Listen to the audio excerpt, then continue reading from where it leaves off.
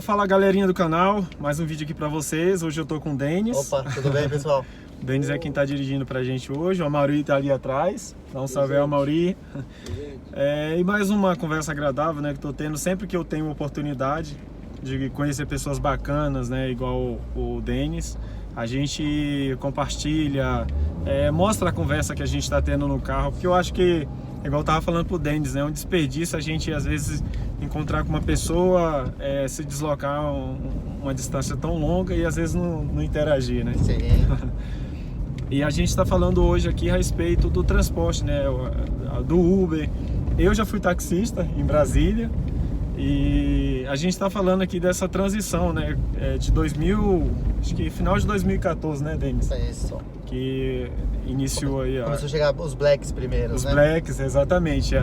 E eu até tava falando para ele que quando eu era taxista, era tipo, o Uber era uma celebridade. Chegava e a gente queria saber quem era o Uber. Não podia chegar um carro preto ali que a gente ficava... E tinha uma certa rixa, né, dos taxistas. Eu tava falando para ele que uma permissão em Brasília, por exemplo, tava custando 150 mil reais. Né? E aí a gente tinha um problema, né? Um problema porque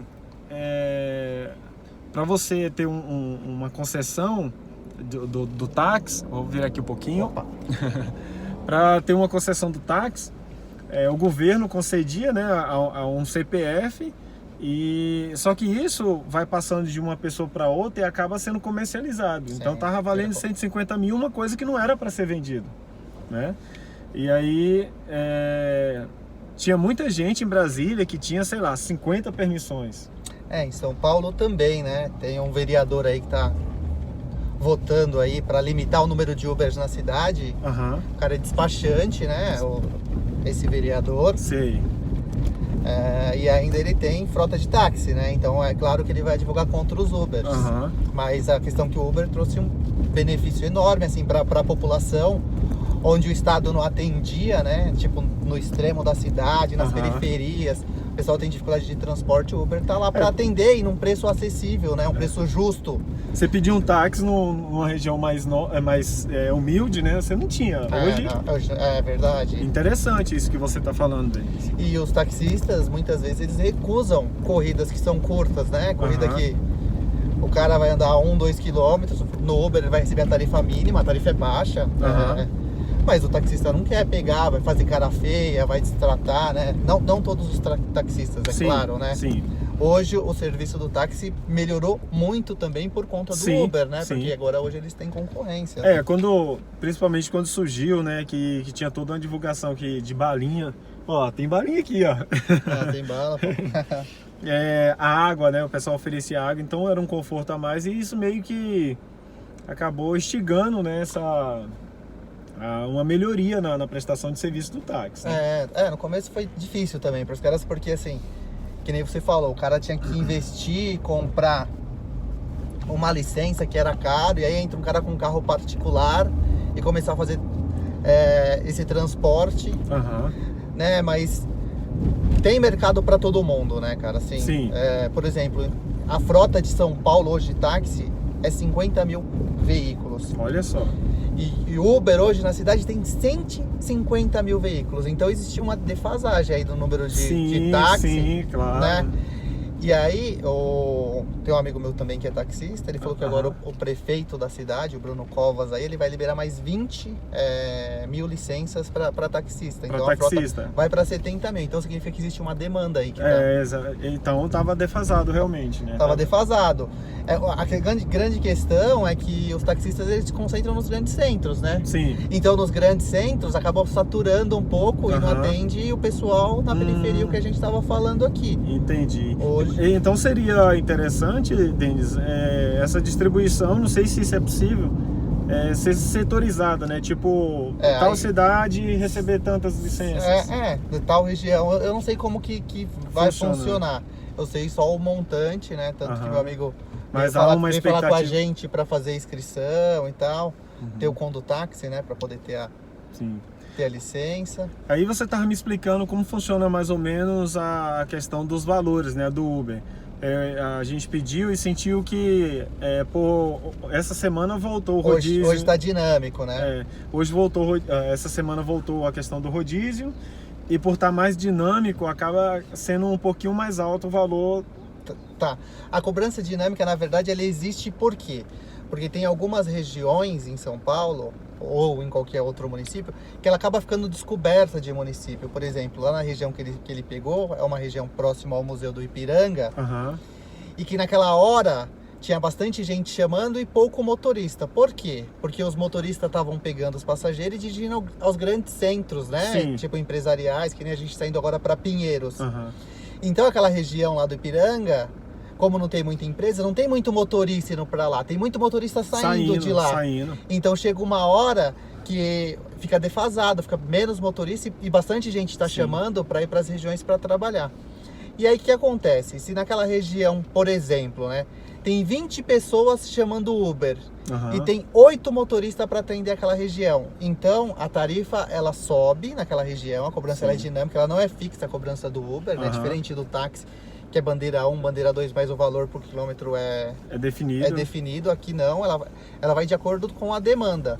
Então, como lá na região tinha mais gente chamando do que motorista atendendo, teve esse aumento de tarifa, porque os outros motoristas, eles conseguem olhar no mapa e ver as regiões que estão pagando mais, então o motorista ele se dirige para aquela região para atender aquela região que está Então é uma motivação para o motorista se deslocar para aquela região mais carente, digamos assim. Agora a sua corrida, por exemplo, você está pagando 70% a mais da tarifa normal. Então é mais ou menos R$1, na média, vai dar R$1,50 por quilômetro, calculando tarifa de embarque, tempo mais ou menos. Então você está pagando 70% a mais no valor da tarifa, porque estava defasada aquela região. Então eu fui cobrir aquela região, atendi, e por isso estou recebendo Essa ideia é legal, porque o motorista acaba ganhando mais. Quem tem um compromisso não fica sem ser atendido, né? E há uma rotatividade realmente, né? A galera não fica meio que só em um centro, não fica parado ali esperando acontecer alguma coisa só onde ele está. Ele tem uma motivação para se deslocar, né? Isso acaba gerando uma dinâmica interessante para todo mundo. Sim. Né? Então isso é uma sacada, uma ideia legal. Porque se fosse nos modos antigos, o taxista ia ficar ali no ponto e seria isso. A grande questão é como que essas concessões são feitas, né? Às vezes o político, a gente conversou aqui, às vezes o político ele tem acesso a essas concessões e aí o cara ele pega um monte de concessão para ele. Um exemplo que aconteceu ontem foi o cara foi deputado federal. E assim, o cara é dono de 3 rádios, a Alfa, Nativa e a 89 Rock. Sim. E aí eu fui ver, né, fui dar uma olhada, o período que o cara foi deputado. Então ele começou lá em 76, foi até 91, 2000, sei lá. Mas eu sei que ele começou em 76. E o período que ele era deputado, o cara fundou uma rádio, cara. Olha só, aí, então, assim, aí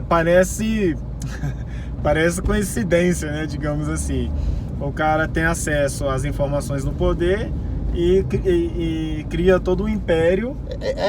Cria um império, privilégio, né? O cara é privilégio, porque o cara tá lá, eles vão dar as concessões, vão distribuir essas concessões e os caras têm concessão. Mas isso não é privilégio desse cara, né? Tipo, Collor tem dono da Claro lá em Alagoas, os caras, tipo... A vida inteira dos caras, dos pais, foi na política e os caras têm um monte de concessão, de TV, de telefonia, de táxi, né, que a gente tá falando aqui. Isso é lamentável, né? Não é uma coincidência. A gente tenta, às vezes, ser cauteloso aqui nas expressões, mas o cara tem informação privilegiada no poder e a concessão, para quem não sabe o que é uma autorização do governo para uma determinada prestação de serviço, né? Por exemplo, tem uma barraquinha na rua.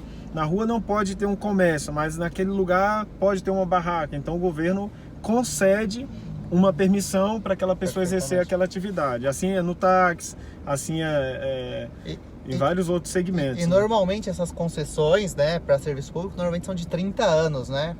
Tipo de TV, de rádio. Mas quando é pra esses caras, é ad eternum, né? Tipo, os caras... É vitalício, né? É vitalício, né? Tipo, vai passar de pai pra filho e assim vai. Exceto se o cara quiser vender essa concessão, passar pra alguém, o cara vai lucrar milhões ainda em cima disso, né? E deveria, inclusive, ter até uma restrição em relação a essa questão de comercializar uma concessão. Sim. Porque se o governo autorizou uma pessoa a prestar um serviço, porque é uma necessidade do serviço em determinado local, aquela pessoa está disponível, tem condição de prestar aquele serviço, o governo autoriza. Mas foi uma situação ali peculiar, particular daquele cenário, digamos assim, né? E a partir do momento que é comercializado, isso acaba motivando uma certa corrupção, porque o cara já pega a concessão no interesse de comercializar. Sim, claro. Seria tipo essa questão dos sem terras, né?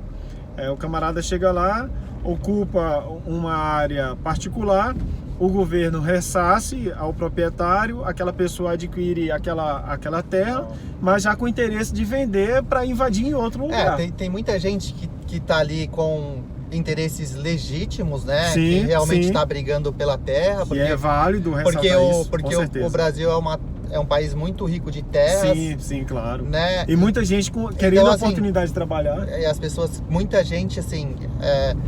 Cara, eu já estive em assentamento, já vi como que funciona. Hoje a maioria dos alimentos orgânicos do país, a grande maioria, tipo, eu tô falando de 90%, Cara, que bacana. tipo, é produzido nos assentamentos, tipo, dos trabalhadores sem terras, que vai lá trabalhar na sua terra e aí forma uma associação para comercializar isso. Legal, bacana. E o grande bom do agronegócio aí, o agro é um negócio, né? Sim. Então, assim, tem muita gente que realmente tá lá com interesses legítimos. Mas no meio dessas tem pessoas assim, cara, que vai lá e vai montar uma barraca, esperar receber uma terra do governo e vai comercializar essa terra, né? Tem muito em São Paulo, assim, que o pessoal vai lá e ocupa... Desculpa, tocou aqui. Que o pessoal ocupa na cidade mesmo, aí depois ganha um apartamento na favela, tipo, o cara vai lá, vai vender o apartamento dele por um valor X, né? E vai voltar pra favela, cara. Aí o cara vai voltar pra favela com dinheiro no bolso, vai andar de... E o cara vai ser rei lá. Vai ostentar, né? Vai ostentar o que ele vendeu ali. Cara, infelizmente, assim, é questão de conscientização mesmo. Tem gente que acha que isso é correto, não tem a informação correta, não tem uma orientação, e tem gente que age de má fé, tem de tudo, né? Tem de tudo. Infelizmente tem de tudo. Eu achei super bacana essa questão que você falou, né, do adubo orgânico, né, que é produzido lá pelos... Os alimentos, né? E... Sem agrotóxico, né? Sem agrotóxico, né? Que hoje o que a gente come, o que a gente compra no mercado é tudo cheio de agrotóxico, mesmo porque tem muitas pragas no campo, né? Sim. E aí quando é agricultor familiar, o cara vai cuidar do pedaço de terra dele. Tipo, quando é o agronegócio, o cara é em escala, né? É em escala. O cara tem que empregar maquinário, né? Sim. O cara tem uma proporção gigantesca, né? Exatamente. Mas então essa questão é muito interessante, né? Essa questão de concessão. O que eu vejo também é um outro detalhe aqui, que é essa questão do benefício quando se tem uma nova proposta, igual o Uber entrou, né, e mudou esse cenário da questão do táxi, que táxi para algumas regiões do país era até luxo. Do táxi não, do transporte geral, né, cara? Porque assim, hoje a pessoa que usa o Uber, a maioria das pessoas tem... Mas a maioria, tipo, é a pessoa que não tinha acesso ao táxi, né? E hoje tem acesso ao táxi. Vai na casa de família no final de semana que o transporte gira em menor quantidade, que demora muito. Sim. Então, assim, hoje democratizou essa questão do transporte, individual, né? Porque antes isso estava muito restrito ao táxi. E chegou nas comunidades também, né, cara? Acontece muito de você atender o pessoal na comunidade, que o taxista não ia entrar na comunidade, né, cara, para atender esse pessoal muitas vezes, né? Eu achei super interessante. Como é bom a gente conversar com as pessoas de todos os segmentos, né, de todas as áreas, das suas funções, porque a gente meio que tem a visão apurada daquele ofício, né? Sim. E você me falando aqui a respeito de que a maioria das pessoas que são usuárias hoje do aplicativo são pessoas que às vezes usavam o ônibus, né? E aí hoje vale a pena você pagar, por exemplo, tem 2, 3 pessoas para se deslocar em determinado lugar, para determinado lugar, e se juntar o dinheiro dessa passagem, acaba sendo mais caro de ônibus do que do próprio Uber, né? Hoje tem trechos aí, tarifa mínima aí, que entre 99 e Uber, parte de R$6, né? Então, hoje o transporte público em São Paulo custa R$4,50.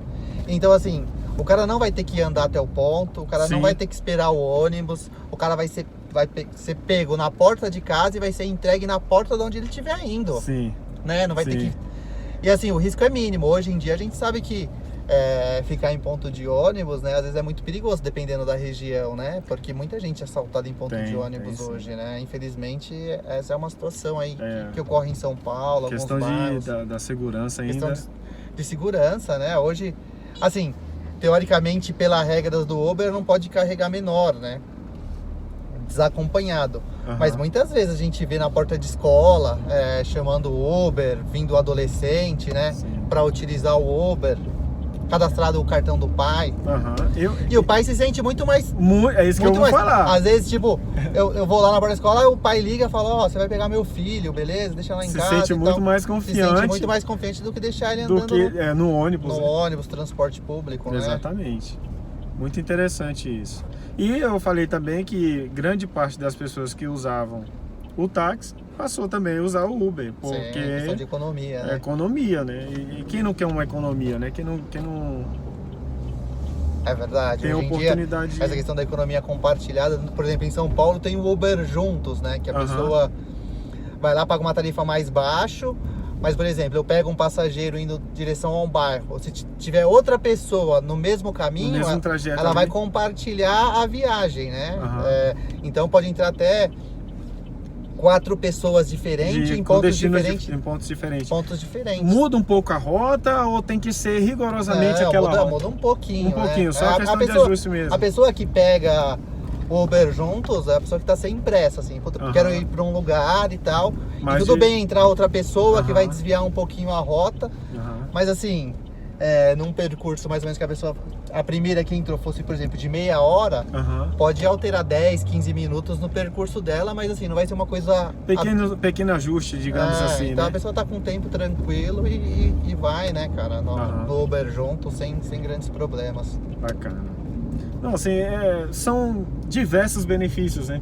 Por isso que eu sou a favor da inovação, sabe? A gente mudar o conceito, não viver um padrão já definido a ponto de se acomodar e achar que a vida tem que ser levada com um conceito que já foi formado e pronto. Porque isso eu acho que é um prejuízo para a nossa sociedade, para a nossa evolução. Então, a questão do Uber, né, essa visão diferente trouxe benefício. A questão dos aplicativos, num contexto geral, tanto o iFood quanto todas essas, o Rappi, né, esses aplicativos, né, que vai facilitando, né, fica muito mais dinâmico a vida e traz uma inovação para que a gente não fique bitolado naqueles padrões que são padrões que já não atendem mais uma sociedade. Né? A sociedade dinâmica, né, cara? Tá mudando o tempo todo, né? Exatamente. E aí tem que acompanhar a evolução. Então, né? isso eu vejo um grande ensinamento pessoal, né, para cada um de nós, que vale a pena a gente realmente procurar mudança, sabe, Denis? Procurar mudança em tudo, em todos os sentidos, porque a gente só tem a ganhar. Às vezes, uma adaptação gera desconforto, você tem que sair da zona de conforto. Gente, mas isso é natural. O importante é a gente mudar e mudar sempre para melhor. Podemos dizer isso aí, né? Galera, quero agradecer vocês, muito bacana esse papo que eu troquei aqui com o Denis. Pessoal, obrigado, muito valeu. Obrigado. Tá se despedindo de vocês aí. E muito legal. Não deixa de dar aquele velho like pra gente aí, compartilhe esse vídeo. Esse foi o nosso papo que trocamos aqui no caminho para o trabalho. E como um tempo desse pode ser bem aproveitado, Sim, né? Com certeza. Quero te agradecer. Valeu. É isso aí, pessoal. Pessoal, obrigado.